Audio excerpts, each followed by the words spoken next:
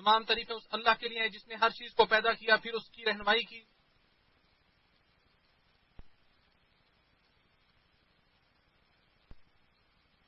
اور اس ذات نے دلوں کو نور و ہدایت عطا فرمایا.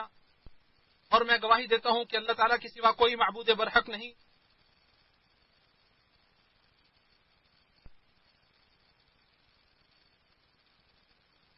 وہ اکیلا ہے، اس کا کوئی شریک نہیں. اور میں گواہی دیتا ہوں کہ ہمارے سردار اور نبی محمد صلی اللہ علیہ وسلم اس کے بندے اور رسول ہیں. اللہ تعالیٰ درود و سلام نازل فرمائے آپ صلی اللہ علیہ وسلم پر، آپ کی آل اور آپ کے صحابہ کرام پر. حمد و صلات کے بعد میں اپنے آپ کو اور آپ سب کو اللہ تعالیٰ سے ڈرنے کی وصیت کرتا ہوں. اللہ تعالیٰ کا فرمان ہے، اے ایمان والو اللہ تعالیٰ سے ڈرو جس طرح کہ اس سے ڈرنے کا حق ہے. تم ہرگز نہ مرو مگر اس حال میں کہ تم مسلمان ہو. حمد و صلات کے بعد اطاعت الہیہ اور خیر و بھلائی کے موسم پے در پہ ہمارے اوپر آتے رہتے ہیں. مختلف مواقع اور مناسبتیں مسلسل میسر آتی رہتی ہیں. عقل مند انسان سنجیدگی سے کمر بستہ ہو کر ہمت باندھتا ہے، فضیلتوں کی معراج چڑھتا ہے، اپنی روح کے ساتھ پرواز کرتا ہے، اپنے ایمان کو غذا فراہم کرتا ہے، اپنے توشہ آخرت کو قوی اور مضبوط کرتا ہے، چھوٹ جانے والی اشیاء کا تدارک کرتا ہے، آنے والی اشیاء کے لیے مستعد ہوتا ہے، غفلت و نسیان کی بھینٹ چڑھنے والی اشیاء کی کمی پوری کرتا ہے، کہیں کمی و کوتاہی کا اندیشہ ہو تو درستی اور اصلاح کرتا ہے. ہم میں سے کتنے ہی ایسے لوگ ہیں جو موسم کے ختم ہوتے ہی ان کی چستی اور ہوشیاری کمزور پڑ جاتی ہے، ان کا جوش و خروش جاتا رہتا ہے، ان کی ہمت جواب دے جاتی ہے. جیسا کہ رسول اللہ صلی اللہ علیہ وسلم نے فرمایا، ہر عمل کے لیے رغبت و حرص اور جوش و خروش ہوتا ہے، اور اس حرص و رغبت کے لیے سستی و کاہلی اور فتور بھی ہوتی ہے. تو جو اس فتور و سستی میں میری سنت کی جانب لپکے گا وہ کامیاب ہو جائے گا، اور جو اس کے علاوہ کسی اور جانب جائے گا وہ تباہ و برباد ہو جائے گا. اسے امام احمد نے مسند میں روایت کیا ہے. یہ ہماری رہنمائی کرتا ہے کہ ہم سال بھر عمل کرنے کے لیے محفوظ ترین راستے اور صحیح ترین طریقے کے بارے میں ایک دوسرے سے پوچھیں.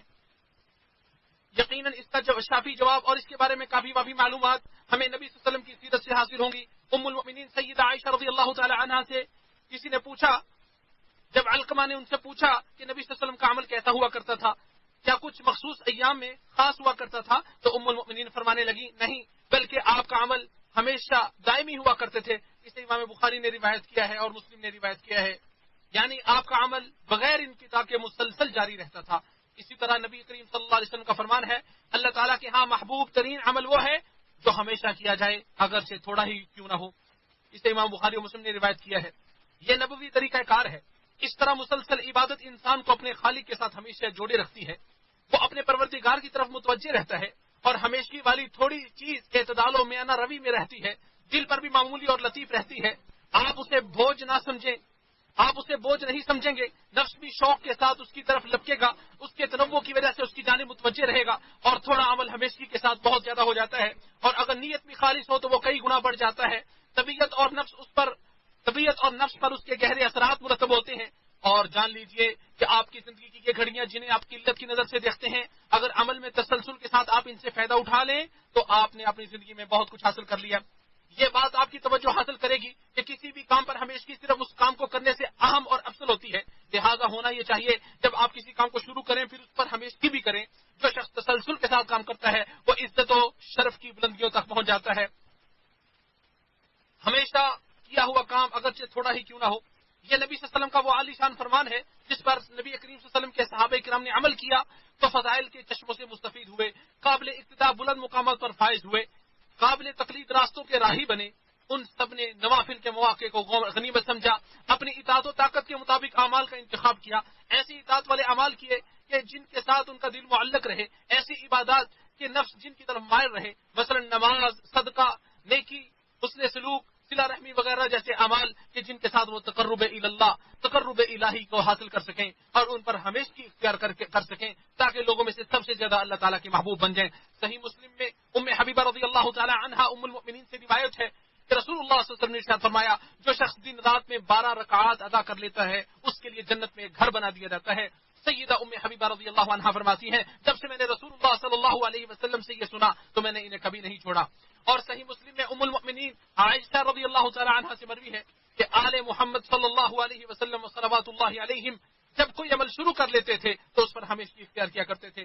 اور صحیح بخاری میں ہے، ابو ہریرہ رضی اللہ تعالیٰ عنہ سے مروی ہے کہ نبی صلی اللہ علیہ وسلم نے نماز فجر کے وقت بلال رضی اللہ تعالیٰ عنہ سے فرمایا، اے بلال مجھے اپنا کوئی ایسا پسندیدہ عمل تو بتاؤ جو آپ نے اسلام میں کیا ہو، کیونکہ میں نے آپ کے جوتوں کی آہٹ اپنے آگے جنت میں سنی ہے۔ تو بلال رضی اللہ تعالیٰ عنہ عرض کرنے لگے، میرا سب سے پسندیدہ عمل یہ ہے، میں دن رات میں جب بھی طہارت یعنی وضو حاصل کرتا ہوں، وضو کرتا ہوں، تو اس طہارت کے ساتھ جتنی ہو سکے نماز ادا کرتا ہوں۔ اور صحیح مسلم میں عبداللہ بن عمر رضی اللہ تعالی عنہما سے مروی ہے کہ ایک دن ہم رسول اللہ صلی اللہ علیہ وسلم کے ساتھ نماز ادا کر رہے تھے کہ اچانک لوگوں میں سے ایک شخص نے کہا، اللہ اکبر کبیرا والحمد للہ کثیرا وسبحان اللہ بکرۃ واصیلا، اللہ بہت بڑا ہے، اللہ کے لیے بہت زیادہ تعریفات ہیں، صبح و شام اللہ تعالیٰ کے لیے ہی پاکیزگی ہے۔ تو رسول اللہ صلی اللہ علیہ وسلم نے ارشاد فرمایا، یہ فلاں فلاں کلمات کس نے ادا کیے؟ لوگوں میں سے ایک شخص نے عرض کیا، اللہ کے رسول میں نے کہے ہیں۔ تو آپ صلی اللہ علیہ وسلم نے ارشاد فرمایا، مجھے ان کلمات کی وجہ سے تعجب اور حیرانگی ہوئی کہ ان کے لیے آسمان کے دروازے کھول دیے گئے۔ ابن عمر رضی اللہ تعالی عنہما فرماتے ہیں، جب سے میں نے رسول اللہ صلی اللہ علیہ وسلم کو یہ فرماتے ہوئے سنا تو میں نے انہیں کبھی نہیں چھوڑا۔ آپ کی آنکھ آپ کے ارد گرد رہنے والے کامیاب لوگوں کو اور آپ کی قوم کے نمایاں مقام رکھنے والوں کو کبھی نظر انداز نہیں کر سکتی، جنہوں نے اپنے دینی اعمال میں اور دنیاوی کاموں میں بڑے بڑے اہداف اور مقاصد کو تھوڑے سے وقت میں ہمیشگی اور دوام کر کے حاصل کر لیا۔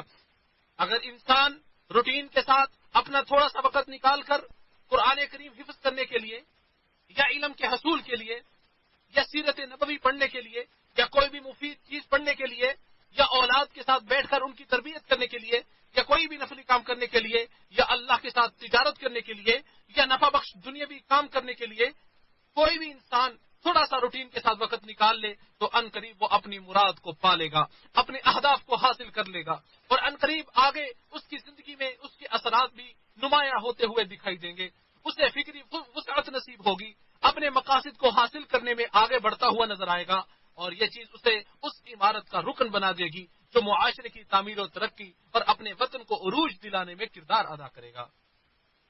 آپ کے لیے یہ جان لینا ہی کافی ہے کہ جس شخص نے ہمیشگی کے ساتھ کوئی نیک کام کیا پھر وہ بیمار پڑ گیا یا کہیں سفر پہ چلا گیا تو وہ ایسے ہی شمار ہوگا گویا کہ وہ اس وقت بھی اس عمل کو انجام دے رہا ہے، جیسا کہ آپ صلی اللہ علیہ وسلم نے ارشاد فرمایا کہ جب انسان بیمار ہوتا ہے یا سفر کرتا ہے تو اس کے لیے اسی طرح عمل لکھ دیا جاتا ہے جس طرح اس نے حالت اقامت میں اور تندرستی کی حالت میں کیا ہوتا ہے۔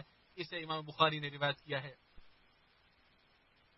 اللہ تعالیٰ میرے اور آپ کے لیے قرآن کریم کو باعث برکت بنائے، مجھے اور آپ کو اس کی آیات اور ذکر حکیم سے نفع پہنچائے۔ میں یہ بات کہتا ہوں جو تم نے سماعت کی، میں اللہ تعالیٰ سے اپنے لیے اور آپ سب کے لیے استغفار کرتا ہوں، آپ بھی استغفار کرو، یقیناً وہ بہت زیادہ بخشنے والا اور بہت ہی مہربان ہے۔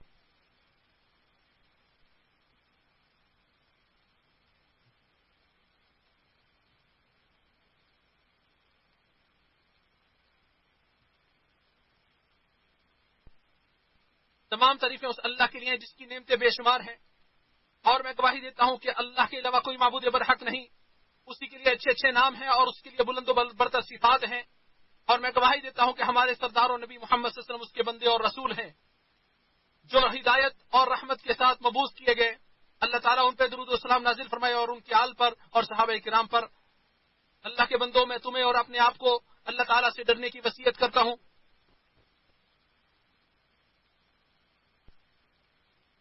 حمد و صلات کے بعد ہر حال میں اور ہر عمل میں اعتدال اور میانہ روی مطلوب ہے۔ عبادت میں تکلف کرنا اور اپنی جان پر سختی کرنا عمل میں کمزوری اور عدم تسلسل کا باعث بنتا ہے، پھر بیزاری اور اکتاہٹ تک بات جا پہنچتی ہے، اور کبھی راستہ افراط و تفرید کی وجہ سے ٹیڑھا ہو جاتا ہے جو تباہ کن کاہلی کمزوری تک لے جاتا ہے، یا معاملہ ہلاکت خیز غلب تک جا پہنچتا ہے۔ تو نبوی تعلیم ہی ایسے لوگوں کی بالکل درست سمت کی طرف رہنمائی کرتی ہے۔ چنانچہ صحیح بخاری میں ہے، سیدنا انس بن مالک رضی اللہ تعالی عنہ سے مروی ہے کہ 3 شخص نبی کریم صلی اللہ علیہ وسلم کی ازواج مطہرات کے گھروں کی طرف آپ کی عبادت کے متعلق پوچھنے آئے۔ جب انہیں نبی کریم صلی اللہ علیہ وسلم کا عمل بتایا گیا تو جیسے انہوں نے اسے کم سمجھا اور کہا کہ ہمارا نبی صلی اللہ علیہ وسلم سے کیا مقابلہ، آپ کی تو تمام اگلی پچھلی لغزشیں اللہ نے معاف کر دی ہیں۔ ان میں سے ایک نے کہا، آج سے میں ہمیشہ رات بھر نماز پڑھوں گا، دوسرے نے کہا میں ہمیشہ روزے رکھوں گا اور کبھی ناغہ نہیں کروں گا، تیسرے نے کہا میں عورتوں سے جدائی اختیار کر لوں گا اور کبھی نکاح نہیں کروں گا. پھر نبی کریم صلی اللہ علیہ وسلم تشریف لائے اور ان سے پوچھا کیا تم نے یہی باتیں کہی ہیں؟ تو سن لو، اللہ تعالیٰ کی قسم، میں تم سب سے زیادہ اللہ تعالیٰ سے ڈرنے والا ہوں، میں تم سب سے زیادہ پرہیزگار ہوں، لیکن میں اگر روزے رکھتا ہوں تو افطار بھی کرتا ہوں، نماز ادا کرتا ہوں، رات میں تو سوتا بھی ہوں، اور میں عورتوں سے نکاح بھی کرتا ہوں. تو میرے طریقے سے جس نے بے رغبتی کی وہ مجھ میں سے نہیں ہے. خبردار، اللہ تعالیٰ، اب اللہ کے بندو، اللہ تعالیٰ نے ہدایت کے پیغمبر ہمارے نبی صلی اللہ علیہ وسلم پر درود پڑھنے کا حکم دیا ہے، جس کا اللہ تعالیٰ نے قرآن کریم میں ارشاد فرمایا ہے. یقیناً اللہ اس کے فرشتے نبی صلی اللہ علیہ وسلم پر درود بھیجتے ہیں. ایمان والو تم بھی کثرت کے ساتھ درود السلام بھیجو. اے اللہ نبی کریم صلی اللہ علیہ وسلم پر اور آپ کی آل پر درود السلام نازل فرما. اے اللہ صحابہ اکرام اور خلفائے راشدین ابو بکر عمر عثمان و علی سے راضی ہو جا، اور ان کی احسان کے ساتھ پیروی کرنے والوں سے راضی ہو جا، اور ان کے ساتھ ساتھ ہم سے بھی راضی ہو جا. اے اللہ اسلام اور مسلمانوں کو عزت عطا فرما، اور کافروں اور مشرکین کو اللہ ذلیل و رسوا فرما. اے اللہ ہم تجھ سے جنت کا سوال کرتے ہیں اور ایسے قول و فعل کی توفیق کا سوال کرتے ہیں جو ہمیں جنت سے قریب کر دے. یا اللہ ہم جہنم کی آگ سے تیری پناہ چاہتے ہیں اور ہر ایسے قول و فعل سے بھی جو ہمیں جہنم کے قریب کر دے. اے اللہ ہم تجھ سے ہر برائی کا سوال کرتے ہیں، خواہ وہ جلدی ملنے والی ہے یا دیر سے، اسے ہم جانتے ہیں یا نہیں جانتے، اور ہر اس برائی سے تیری پناہ چاہتے ہیں جو جلدی آنے والی ہے یا دیر سے، اسے ہم جانتے ہیں یا نہیں. اے اللہ ہم تجھ سے خیر و بلائی کی ابتدا و انتہا، اس کی جامع چیزیں اور اس کے اول و آخر ظاہر و باطن کا سوال کرتے ہیں، اور جنت میں بلند درجات کا سوال کرتے ہیں.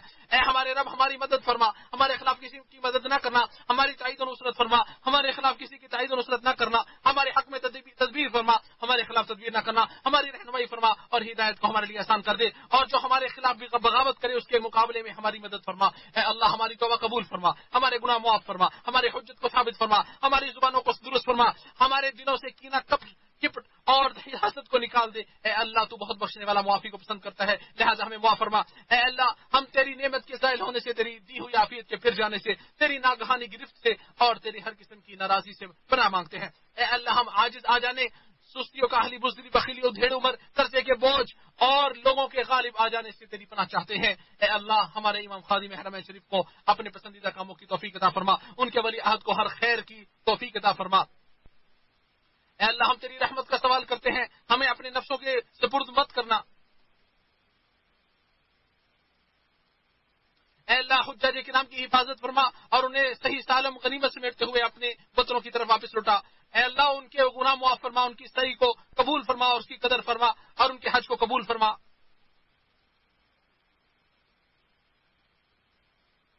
اے اللہ اے ہمارے پروردگار ہم نے اپنی جانوں پر ظلم کیا، اگر تو نے ہمیں نہ معاف کیا تو ہم خسارہ پانے والوں میں سے ہو جائیں گے. اے ہمارے پروردگار ہمیں دنیا و آخرت میں خیر و بھلائی عطا فرما اور ہمیں آگ کے عذاب سے بچا. اللہ تعالیٰ کا ذکر کرو، اللہ تعالیٰ بہت بڑا ہے، اور اس کی نعمتوں پر اس کا شکر ادا کرو، اور اللہ تعالیٰ کا ذکر بہت بڑا ہے اور وہ جانتا ہے، اور اللہ تعالیٰ جانتا ہے جو تم کچھ کر رہے ہو.